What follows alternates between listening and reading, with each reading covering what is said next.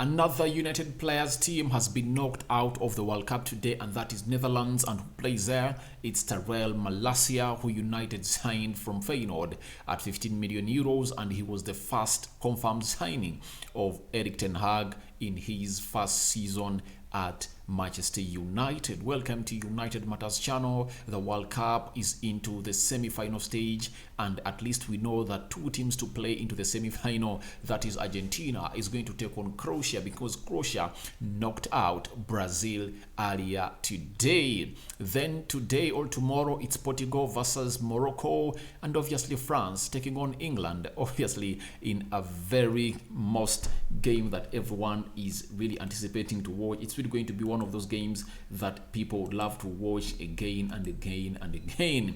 All right, so Rokan David is my name. Don't forget to subscribe to this channel, because we want to hit 10,000 subscribers, and we are just like 20 subscribers away from hitting 9,200 subscribers, meaning that we'll be having a deficit of 800 subscribers to really hit 10,000. So guys, you're really great, and let's talk about Malacia and Cody Gakpo, and then we're going to talk about other players that really caught out of the World Cup. As I told you that it's always a blessing in disguise. It's always a blessing in disguise, and right here, it's bad news to the supporters of Netherlands, including me, because I support Netherlands, and you see me, I think I'm putting some bit of orange on, and you're seeing it. So it's always a blessing in disguise for Manchester United, especially Erik ten Hag, but for Netherlands, it's not some good news that they're going to come in here and dance to, because you wouldn't like to see your team get knocked out like that after that entire effort they put up to come back from 2 goals down and pull 2 up to level with Argentina, and obviously knocked out in penalties. Virgil van Dijk missing it, and Backhouse missing a penalty for Netherlands. But those are the rules of the game. In every game, you have to get a loser and a winner, and obviously the winner has been Argentina. Obviously Messi is through to the semi-finals and Netherlands is out. But let me talk particularly about Malacia. Malacia was a player included into the 26-man squad of Netherlands that went to Qatar by the manager Louis van Gaal. Now, one thing, a negative to him, he never kicked a ball. He never played any game for Netherlands in the World Cup.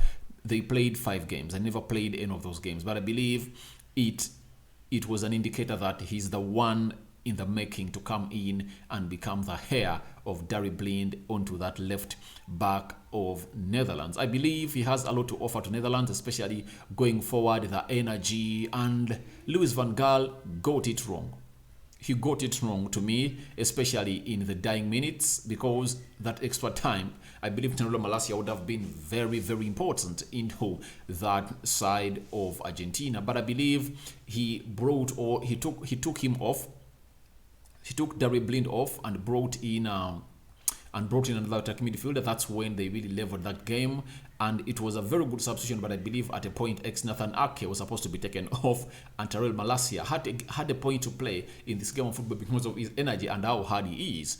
If you tell me that who can go ahead and really stop Messi or Di Maria, who was playing off that side, especially in those 15 minutes that he came in through and really disturbed them horribly, I believe it was supposed to be a man in the names of Malacia, because Malacia is solid, and I believe he had a point to play. You can't tell me that in all the 5 games that Netherlands played, this lad has not played a game of football. But that's how Louis van Gaal acts, and he has not played a game of football. A negative to him at the national team, but for us at Manchester United, it's a positive, because he's returning back at Old Trafford when he's not injured. So, as I told you that, if at all Argentina goes through, Malacia will return. If Netherlands go through, Lisandro Martinez will return. And now today, United has gotten back 4 players into their squad. None of them is ill. None of them is injured. They are returning back to Old Trafford, Old Carrington, in the next 7 days from now. Meaning that today is 10th. On the 17th, they have to go on and report at the club of Manchester United, because the manager will always go in and call for them to get in and do the needful for the club of Manchester United. So, talking of Malacia and how does this benefit Manchester United, first and foremost, if Luke Shaw goes ahead to win sorry, if England goes ahead to win against France today, that means another left back of United would have gone through to the semi-finals, meaning that he won't be available on the 21st to play against Burnley. And all these players that have really gotten out are really going to be available for United when you're playing Burnley. That's it. You see, it's a negative for Netherlands, but it's a positive for Manchester United. There are very many positives, by the way. And after this, I'm going to go in for Cody Gakpo, and I tell you why it was important for Cody Gakpo, for Netherlands to be knocked out, because for that Cody Gakpo day to happen early enough. So, Malacia is now available. He's going to be the left back. I'm 100% sure he's going to be the left back when United is playing against Burnley in that fourth round Carabao Cup tie that is going to happen at Old Trafford, meaning that Casemiro will be in the midfield, then Eriksen will be available in the midfield also, then which other player will be available? Scott McTominay will be there, Anthony will be there, and Fred will be there. So I believe now we are not far away from really making it to what we call at least a squad that can go ahead and really shock a team in the names of Burnley. And in the game of Nottingham, I believe Luke Shaw won't be 100% available to play for the club, because I believe his rest might even extend a lot, because I have a feeling in me that England are going to shock France. I have a feeling in me. I just have it in me that England are going to force to shock France, and Portugal will beat England at the semi-final, and Portugal will play a finale with Argentina. It's going to be a Messi versus Ronaldo final, according to me, and that's what I predicted before the World Cup really started. If at all you want to know my World Cup predictions, go to Rocard Media Football, another sister channel that does other things that don't concern Manchester United. Go there and you'll see my predictions and my match reaction to this game of football that has ended in favor of Argentina. Tyrell Malacia is returning, good player, and I believe Ten Hag is now at least 100% convinced of really having a team that is really good to take on Burnley and Nottingham Forest. I believe these players that have really returned, we are now left with one defender. If we get in one central defender, I believe we can play those two games without other players joining United, and we can go ahead and really win that game of those two games of football favorably. Now, let's go into the Cody Gakpo. Cody Gakpo boost after this knockout of Netherlands out of the World Cup. One, I did a story today morning when United was requesting for permission from Louis van Gaal to talk to Cody Gakpo. Do you know why it was like that? Because Cody Gakpo was still in the World Cup. So right now, United can go ahead and talk to Cody Gakpo because the league is going to resume, that is the Eredivisie, will resume onto, I think, the 26th in there. When the World Cup is done, that's when it's going to resume, and they won't be no reason of not talking to Cody Gakpo. He's going to go on holiday. His agent will really connect him well to the board of United, and they discuss to see to it that this deal is going to happen. So I believe him getting out of the World Cup has really propelled this deal towards Manchester United. And secondly, remember why PSV kept shifting goalposts of his value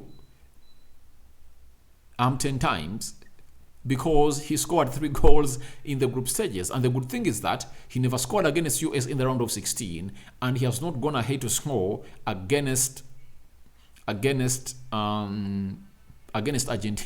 in the quarterfinal, meaning that they can't use what he did in the 3 months to really in the 3 matches in the group stages to hike his price, meaning that at £50 million we are going to go on and really get this player, because there'll be rumors that no, he's not good enough. He really scored 1 against Senegal. They are really underdogs against Netherlands. He scored 1 against Ecuador. They are underdogs. He scored 1 against Qatar. They were underdogs, but when he came to the teams that are really at least at the same level with them, he had nothing to offer. That's what is going to be happen. But I think that does not really turn him out not to be a very good and flamboyant player that you'd love to see at Manchester United. But that is another positive, that now at least there are not going to be more rumors about his price being shifted from 50 million euros to 65, from 60 to 75. So that's another beauty of Netherlands getting out, and that is a Cody Gakpo boost, according to me. Him being knocked out of the World Cup guarantees United a very huge chance to go on and talk to him and maybe agree everything and then talk to the club, because the first process of a transfer is a player showing interest that he wants to leave. And now has Cody Gakpo gone ahead to show to us that he wants to leave PSV? Obviously he wants to come in and play in the Premier League. Now the first process is that then you talk to the player and the agent, you agree on the agent fees, the amount of money Cody Gakpo is going to be earning at Manchester United. Then after that, you go to the club because the club is willing to sell. So you sit down with the club, you agree on the amount of money, and obviously you'll find Cody Gakpo at Manchester United. So I believe Malacia being knocked out, it's really a very annoying story for the Netherlands. That's it. But a positive to Manchester United fans all over the world. Then that of Cody Gakpo boost is also really great, because now I think United has been given enough time to see to it that they talk to Cody Gakpo, because I don't believe that Van Gaal has ever forgiven United, according to how they really treated him, signing for him players that he never wanted, and obviously failing him and sacking him and putting the blame to him. Obviously he has never forgiven United. He came out and told Erik ten Hag, don't go to Manchester United, it's not a football club, it's run as a brand. Then he told Julian Timber, if you go to Manchester United and you don't get regular football, I'm not taking you to Qatar. That's why Julian Timber said no and renewed his contract at Ajax, and that is Julian Timber for you. So it shows you that there is bad blood between Manchester United and Louis van Gaal, and maybe would have hindered those talks to take place. But right now, because Netherlands has been knocked out of the World Cup, United have full access to PSV's forward, that is Cody Gakpo, and even if they have talked to him through PSV, they are having Ruud van Nistelrooy their coach, and Ruud van Nistelrooy is one of our legends at United, and he can never say no to us talking to a player in the names of Cody Gakpo. So that's what I had for you right now. I believe it's the last story of the day. I think I'm going to record the match. It's going to be the match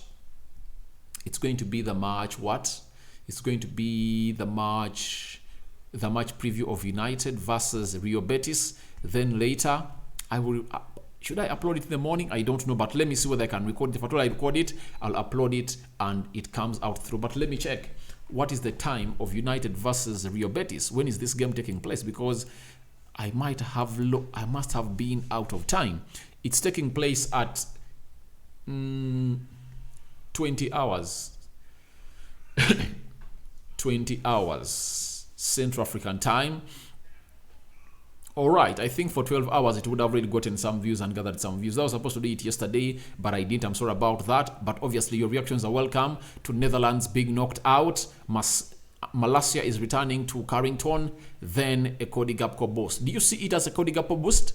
According to me, I see it as a Cody Gakpo boost, and I say yes. If at all that question would have been directed to me, I would have said yes, it's a Cody Gakpo boost. And Malacia returning is also a boost to Manchester United, because we never had a left back. Because tomorrow you would have found England also in the semi-final, meaning that those two left backs would have been there and playing in the semi-final. That's next Tuesday, which is going to be next Tuesday,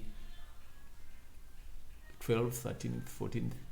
Next Tuesday is going to be 15th, meaning that if they are rest for 7 days, players are going to play the semi-final. They return on the 22nd or 23rd, meaning that we would have already played against Burnley, and Burnley is not an easy side. It's having Vincent Kompany, good talent, and those championship teams happen to shock out a big team every year in the Carabao Cup and FA Cup in these knockout stages. So I believe Malacia returning is a very huge boost for us, and Cody Gakpo is also going to be given enough time to go on and talk to Manchester United. Thank you for watching in. Don't forget to subscribe. Lower right bottom corner, smash that black button. After smashing it, hit the notification bell that will enable you get notified every time I upload a video onto this channel. I go by the names of Rock and David. I sign out for now. May the Almighty Lord bless you abundantly, because He is the real God of gods that created us and gave us the gift of life to live, breathe, eat, and enjoy the world. I'm out.